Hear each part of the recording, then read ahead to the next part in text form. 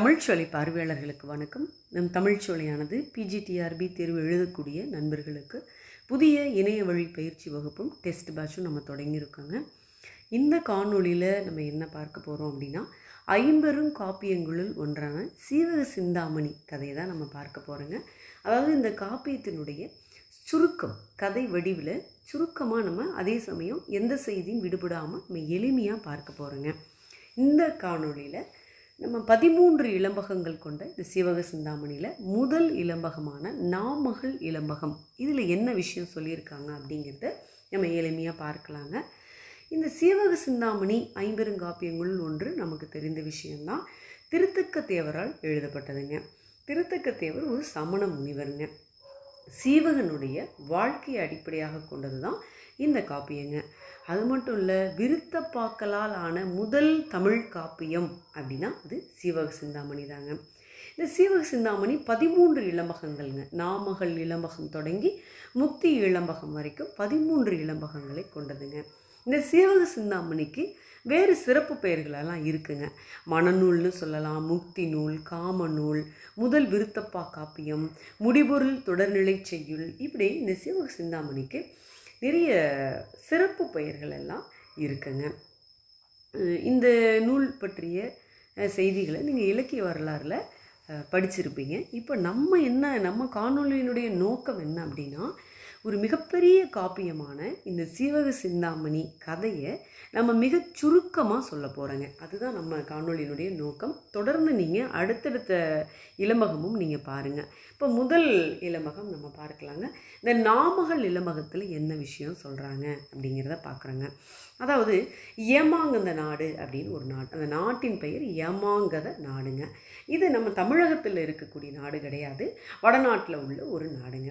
ரொம்ப வளமான நாடு, நீர்வளம், நிலவளம், எல்லா வளங்களும் இருக்கக்கூடிய ஒரு நல்ல அருமையான நாடுங்க.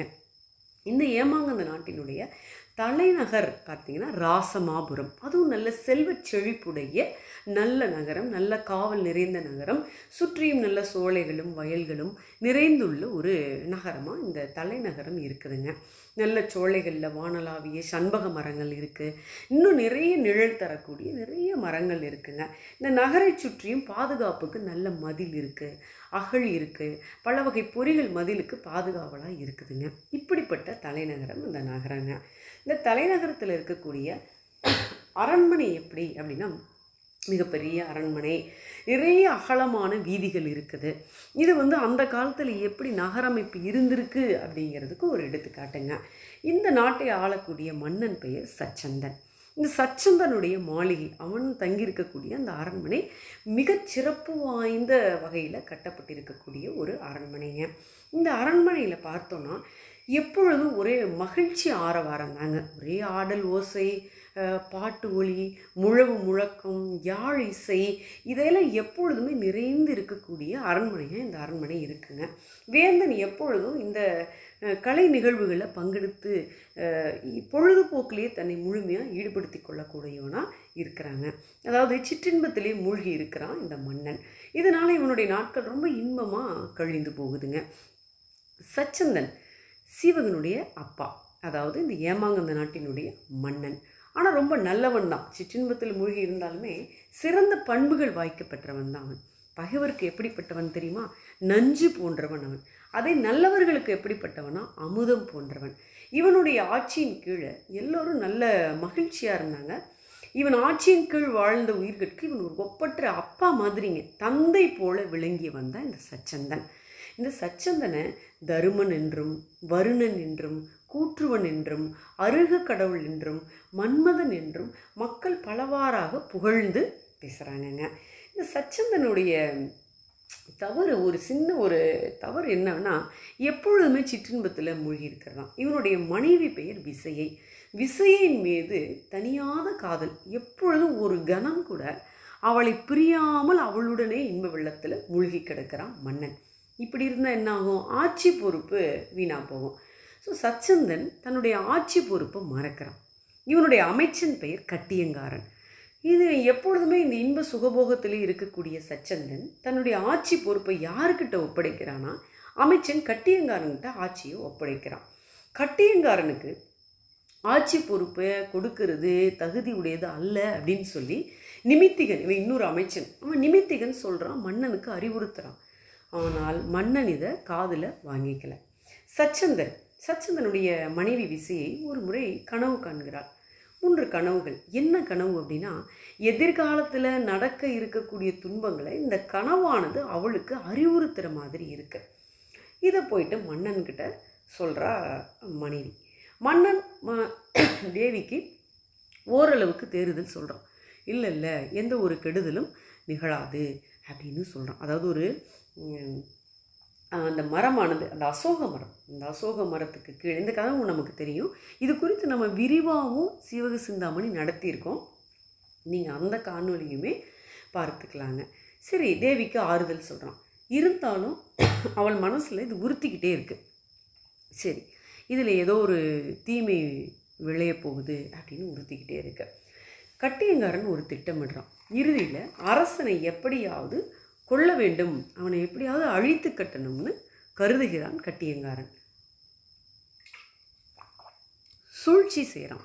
என்ன செய்கிறான் அப்படின்னா, 4 வகை படையோட இந்த கோட்டையை வளைத்து கொள்கிறான். அரசன் அப்பொழுதுதான் தன்னுடைய தவறு என்ன அப்படின்னு உணர்றான். ஆனால் எப்படியும் இந்த அமைச்சன் தன்னை ஒரு சூழ்ச்சி செய்வான்னு அந்த கனவை பற்றி சொல்கிறா இல்லையா மனைவி, அப்பொழுதே அவன் தெரிஞ்சுக்கிறான். தெரிஞ்சுட்டு என்ன பண்ணுறான்னா, ஒரு மயிர்பொறி, ஒரு இயந்திரம், மயில் இயந்திரம் செய்து அதை மனைவிக்கு இயக்கவும் கற்றுக் கொடுத்துருக்கிறான். ஸோ இந்த மாதிரி ஒரு இக்கட்டான சூழல் வரும்பொழுது தன் மனைவி என்ன பண்ணுறான்னா, அந்த மயில் பொறியில் ஏற்றி அனுப்பி வைக்கிறான். அனுப்பி வச்சுட்டு கட்டியங்காரனையும் அவனுடைய சேனையும் எதிர்த்து தான் ஒருவனாகவே போர் செய்கிறான்.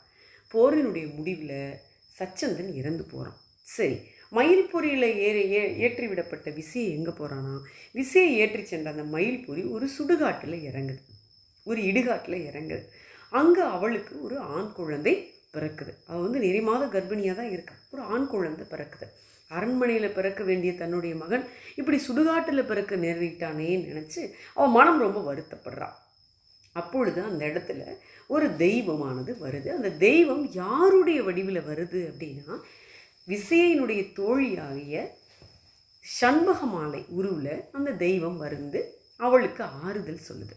அந்த சமயத்தில் இன்னொரு நிகழ்வு நடக்குது. என்ன அப்படின்னா, அந்த சுடுகாட்டுக்கு கந்துக்கடன் அப்படிங்கிற ஒரு வணிகன், அவன் பெயர் கந்துக்கடன், இவன் தான் சீவகனுடைய வளர்ப்பு தந்தை. அந்த கந்துக்கடன் என்ன செய்கிறான்னா, அவனுக்கு ஒரு குழந்தை பிறந்திருக்கு. அந்த குழந்தை பிறந்து இறந்து போயிடுச்சு. அந்த இறந்த குழந்தைய சுடுகாட்டில் அடக்கம் செய்கிறதுக்காக கந்துக்கடன் அப்போ அங்கே வரான். இந்த விசையையும் அந்த தோழி வடிவத்தில் இருக்கிற தெய்வமும் என்ன பண்ணுறாங்கன்னா, ஒரு இடத்துல மறைஞ்சிக்கிறாங்க. குழந்தைய அங்கேயே போட்டுட்டு மறைஞ்சிக்கிறாங்க. அப்போ அந்த கந்துக்கடன் அங்கே கிடக்கிற அந்த குழந்தைய பார்க்குறான். அதனுடைய விரலில் அப்பொழுதுதான் அந்த குழந்தையினுடைய தாய் விசையை ஒரு மோதிரத்தை, அந்த அரச மோதிரத்தை அணிந்திருக்கான் அந்த குழந்தை கையில். இப்போ பார்க்குறான் அந்த கந்துக்கடன், இது மன்னனுடைய குழந்தை அப்படின்னு தெரிஞ்சுக்கிறான். தெரிஞ்சிட்டு தன் இறந்த குழந்தைய அடக்கம் செஞ்சுட்டு இந்த மன்னனுடைய குழந்தை, அதாவது சீவகனை எடுத்துகிட்டு போய் தன்னுடைய மனைவி கிட்ட கொடுக்குறான். தன்னுடைய மனைவிட்ட கொடுத்து, பாரு நம்ம குழந்தை சாதலேருந்து தப்பிச்சிருச்சு, நம்ம இந்த குழந்தைய, நமக்கு இன்னொரு குழந்தை கிடச்சிருக்குன்னு சொல்லி அதை அன்பாக வளர்த்துட்டு வராங்க. குழந்தைக்கு சீவகன் அப்படின்னு பெயர் வைக்கிறாங்க. கந்துக்கடனுடைய மனைவி பெயர் சுனந்தை. ஸோ சீவகனுடைய வளர்ப்பு பெற்றோர் பெயர் கந்துக்கடன் சுனந்தை. சரிங்க. இப்போ இந்த சீவகன் இவங்களுக்கு வளர்ப்பு பையன், ஆனால் இவங்களுக்கு பெற்ற பிள்ளையும் இருக்கா. நந்தட்டன் அப்படிங்கிற ஒரு மகன் பிறக்கிறான். யாருக்கு? கந்துக்கடனுக்கும் சுனந்தைக்கும் நந்தட்டன் அப்படிங்கிற ஒரு மகன் பிறக்கிறான். சரி, குழந்தைய கந்துக்கடன் எடுத்துகிட்டு போன பிறகு விசைக்கு என்ன நேர்ந்ததுன்னு அதை பார்த்து அழறா. ஆனாலும் வேறு வழி இல்லை. ஏன்னா குழந்தை தங்கிட்ட இருந்ததுன்னா கண்டிப்பாக பகைவர்களால் குழந்தைக்கு ஆபத்து இருக்குது. அதனால் யாராவது ஒருத்தர் எடுத்துகிட்டு போய் வளர்க்குறதுனாலும் பரவாயில்ல, தன் குழந்தை உயிரோடவாது இருக்குன்ட்டு விட்டுறா. எடுத்துகிட்டு போன பிறகு தேவி அழறா, மயங்குறா. கூட இருக்கிற தோழி வடிவத்தில் இருக்கிற அந்த தெய்வமானது ஆறுதல் சொல்லிட்டு அந்த குழந்தைக்கு கண்டிப்பாக எதிர்காலத்தில் கண்டிப்பாக தன்னுடைய ஆட்சியை பிடிப்பான், நல்லா வருவான்னு சொல்லி ஒரு வாரம் அந்த மனசை தேற்றி வைக்கிறாள். அப்புறம் என்ன பண்ணுறாங்க, அந்த தேவி விசையை என்ன செய்கிறான்னா, அப்படியே கால்நடையாக நடந்து காடுகள் சோலைகள் எல்லாத்தையும் கடந்து போயிட்டு தண்டகாரண்யம் அப்படிங்கிற இடத்துக்கு போகிறாங்க. அந்த தண்டகாரண்யத்திலே பொய்கை, சோலை எல்லாம் நிறைந்திருக்கு. அங்கே ஒரு தாபத பள்ளி இருக்குது, அதாவது துறவிகள் மடம் இருக்குது. அங்கே போகிறாங்க. அங்கே போயிட்டு அங்கே இருக்கிற சோலையில் தங்குறாங்க. அங்கே இருக்கிற சோலையில் தங்குறாங்க. ஒரு வெண்துகில தரைகளை விரித்து படுத்து தூங்குறாங்க. மறுநாள் காலை விழுத்தெழுந்து பார்க்குறாங்க. பொழுது புலருது. தேவி பார்க்குறாங்க. கூட இருக்கிற அந்த தவம் செய்யக்கூடிய பெண்களெல்லாம் பார்க்குறாங்க. தவப்பள்ளியை அடையிறாங்க. அங்கே பெண் துறவிகள் அந்த அம்மாவை அன்போடு வரவேற்கிறாங்க. விசையை துறவு மேற்கொள்வதற்காக, ஏன்னா இது கணவன் இறந்துட்டான் இல்லையா, துறவு மேற்கொள்ள தன்னுடைய அந்த அணிகலன்கள், அந்த விலை உயர்ந்த ஆடை அணிகலன்களை எல்லாம் நீக்கிட்டு என்ன பண்ணுறேன்னா காவி உடை, அதாவது துறவிக்கு ஏற்ற அந்த உடையெல்லாம் உடுத்திக்கிறாங்க. அதே மாதிரி உணவு, அந்த துறவரத்துக்கு என்ன மாதிரியான உணவு, என்ன மாதிரியான வாழ்க்கை முறையெல்லாம் பின்பற்றுகிறாள் விசையை. சரி, சீவகன் என்னன்னா அப்படின்னா, சீவகன் கந்துக்கடன் எடுத்துகிட்டு போய் தன்னுடைய சொந்த பிள்ளை போல நல்லா வளர்க்குறான். கந்துக்கடனும் தன்னுடைய தம்பி நந்தட்டனோடும் தோழர்களோடும் இனிமையாக நல்ல முறையில் வளர்ந்து வர்றான். உரிய பருவம் வந்தவொடனே அவனுக்கு கல்வி, வித்யாரம்பம், அதாவது கல்வி கொடுக்கப்படுகிறது. கந்துக்கடனுடைய கட்டளைப்படி யார் இந்த கல்வி கொடுக்குறா அப்படின்னா அச்சனந்தி முனிவர்னு, அவர் தான் ஆசிரியராக இருக்கிறாரு சீவகனுக்கு. அந்த அச்சனந்தி ஆசிரியர்கிட்ட தான் சீவகன் கல்வி கற்றுக்கொள்கிறான். கல்வி மட்டும் இல்லை, கல்வி என்பது எல்லா சகல வித்தைகளையும் அடக்கியது தான் கல்வி. அப்போ அந்த வில்வித்தை எல்லா வித்தைகளையும் எளிமையாக பயின்று கொள்கிறான் சீவகன். ஏன்னா மன்னனுடைய குழந்தை அல்லவா, அதனால சில காலத்திற்குள்ளேயே இந்த சகல வித்தைகளிலும் அவன் சிறந்தவனாக இருக்கிறான் அந்த சீவகன். ஆசிரியருக்கு சீவகனது அந்த புத்தி திறம், கல்வி முதிர்ச்சி கண்டு ரொம்ப அளவில்லாத ஆச்சரியம், மகிழ்ச்சி. சரி, அவனுக்கு உபதேசம் செய்கிறார். உபதேசம் செஞ்சுட்டு எல்லாமே கற்றுக்கொண்டு விட்டான். அவனை ஒரு தனி இடத்துக்கு அழைத்துட்டு போயிட்டு அவனை அமர வச்சு தன்னுடைய கதையை சொல்கிறார். யார்? இந்த அச்சனந்தி முனிவர் சிவன்கிட்ட. அதாவது இந்த நகரத்தில் இவன் யார் என்பதையும் சொல்கிறான். அதாவது இந்த சீவகன் யார் அப்படிங்கிறத அச்சனந்தி முனிவர் தான் உணர்த்துகிறார். சொல்கிறாரு, இந்த நகரத்துக்கு அரசனாக இருந்தார் சச்சந்தன். அவர் தன்னுடைய நிறை மாத கர்ப்பிணியாக இருந்த தன்னுடைய மனைவி விசையை ஒரு மயிர்பொறியில் ஏற்றி அனுப்பிவிட்டு கட்டியங்காரன்கிற அமைச்சனோட போரிட்டு இறந்து போகிறாரு இந்த மன்னன். அந்த அரசமாதேவி அந்த சுடுகாட்டில் ஒரு பிள்ளையை பெற்றாள். அந்த பிள்ளைய கந்துக்கடன் எடுத்துகிட்டு வந்து தன் மனைவி சுனந்தை கையில் கொடுத்து வளர்த்து வந்தாங்க அப்படின்னு அந்த கதையை சொல்கிறாங்க. அதை கேட்ட உடனே சீவகன், அந்த பிள்ளை யார்? நீதான்ப்பா அந்த பிள்ளை அப்படிங்கிறாங்க. உடனே சீவகன் பதபதைத்து மயங்கி விழறான். ஆசிரியர் அவனுக்கு மயக்கத்தை தெளிவித்து ஆறுதல் சொல்கிறார்.